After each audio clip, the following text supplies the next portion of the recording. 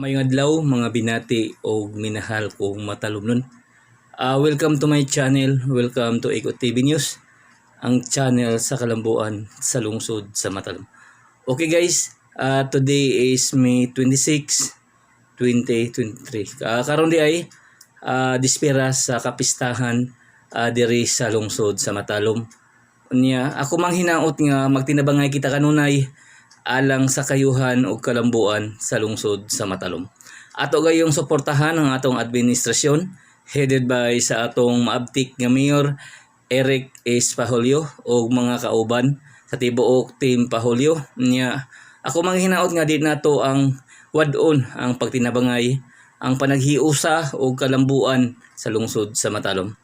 Happy Fiesta sa tanang taga Matalom o I hope nga magmalipayon ta sa pag-celebrate sa kapistahan ni Senior San Jose diri sa lungsod sa Matalom. Atong ipatigbabaw ang pagtinabangay, panaghiusa o kalambuan sa lungsod sa Matalom ug teamwork kanunay para og alang sa tanan. Okay? Once again, happy fiesta sa tanang taga Matalom nga naghikay ug wa maghikay.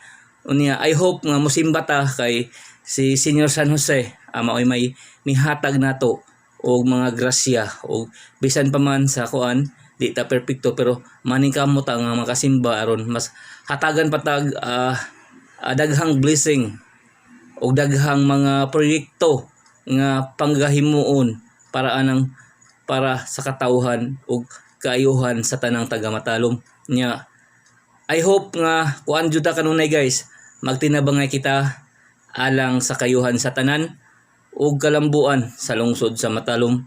Iko pipi andam motabang sa lungsod ug moserbisyo sa katawhan sa lungsod sa Matalom.